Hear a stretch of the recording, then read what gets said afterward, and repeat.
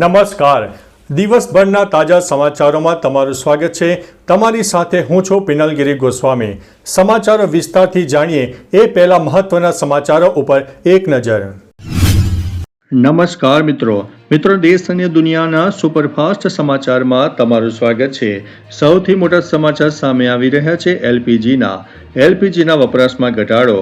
March મહિનામાં ઘરેલું ગેસના વપરાશમાં 13% ઘટાડો નોંધાયો છે, જ્યારે પેટ્રોલ અને ડીઝલની માંગમાં 8% સુધીનો વધારો પણ થયો છે. મિત્રો, અન્ય મહત્વના સમાચારની વાત કરીએ તો શેર બજારમાં તેજી. સેન્સેક્સ 27 અંક વધીને 78,520 ઉપર બંધ રહ્યો છે. બેન્કિંગ અને ઓટો સેક્ટરના શેર્સમાં સારી એવી લેવાલી પણ જોવા મળી રહી છે. મિત્રો, અન્ય મહત્વના સમાચારની વાત કરીએ તો સોના ચાંદીના ભાવમાં ઉછાળો.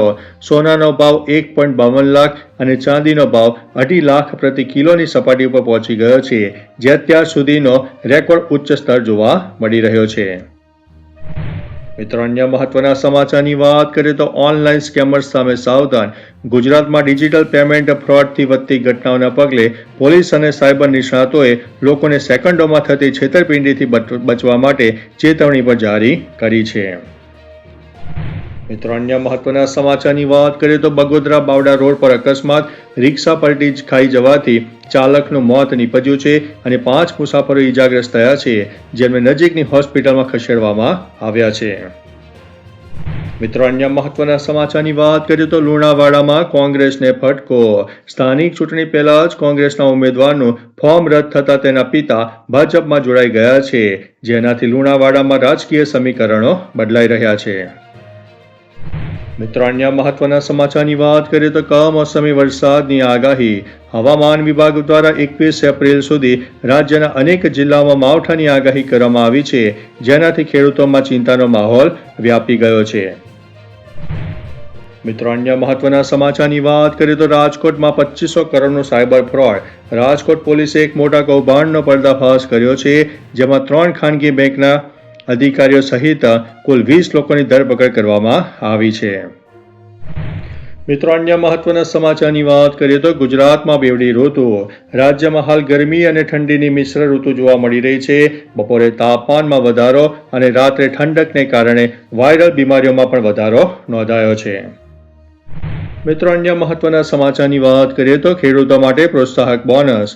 રાજ્ય સરકાર દ્વારા બાજરી, જુવાર અને રાગી જેવા શ્રી અન્નની ખરીદી પર લઘુત્તમ ટેકાના ભાવ ઉપરાંત પ્રતિ ક્વિન્ટલ 300 બોનસ રૂપિયા આપવાની જાહેરાત કરવામાં આવી છે. મિત્રો, અન્ય મહત્વના સમાચારની વાત કરીએ તો યુએઈનો મોટો નિર્ણય. સંયુક્ત આરબ અમીરાતે એટલે કે યુએઈએ વેપારમાં અમેરિકન ડોલરનો ત્યાગ કરીને ચીની કરન્સી એટલે કે યુઆનમાં કારોબાર કરવાની ચેતવણી આપતા વૈશ્વિક બજારમાં ખળભળાટ મચી ગયો છે. મિત્રો, અન્ય મહત્વના સમાચારની વાત કરીએ તો રાહુલ ગાંધીને મોટી રાહત. હાઈકોર્ટે રાહુલ ગાંધી વિરુદ્ધ નોંધાયેલી ફરિયાદના આદેશ પર બીજા દિવસે સ્ટે મૂકી દીધો છે. મિત્રો, અન્ય મહત્વના સમાચારની વાત કરીએ તો ગાંધીનગરમાં અનોખી ચોરી.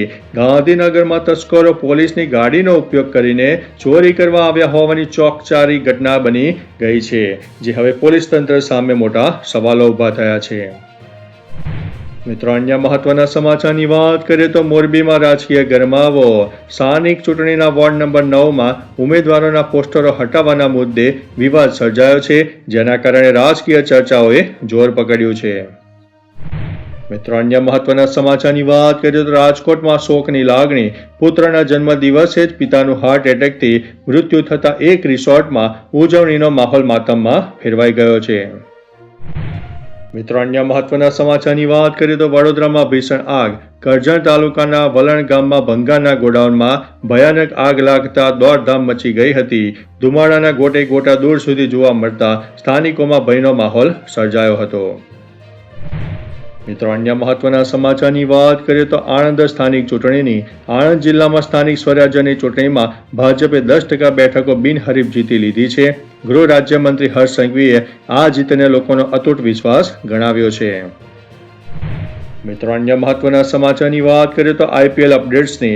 આઈપીએલમાં રોમાંચક મુકાબલાઓ ચાલુ છે. તાજેતરની મેચોમાં પંજાબ કિંગ્સ અને કોલકાતા નાઇટ રાઇડર્સની જીત થઈ છે, જ્યારે રાજસ્થાનની હાર થઈ છે. મિત્રો, અન્ય મહત્વના સમાચારની વાત કરીએ તો ઈરાન અને અમેરિકા વચ્ચેના તણાવની.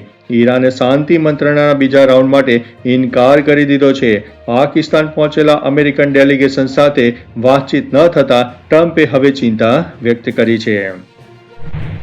મિત્રો, અન્ય મહત્વના સમાચારની વાત કરીએ તો ચારધામ યાત્રાનો પ્રારંભ.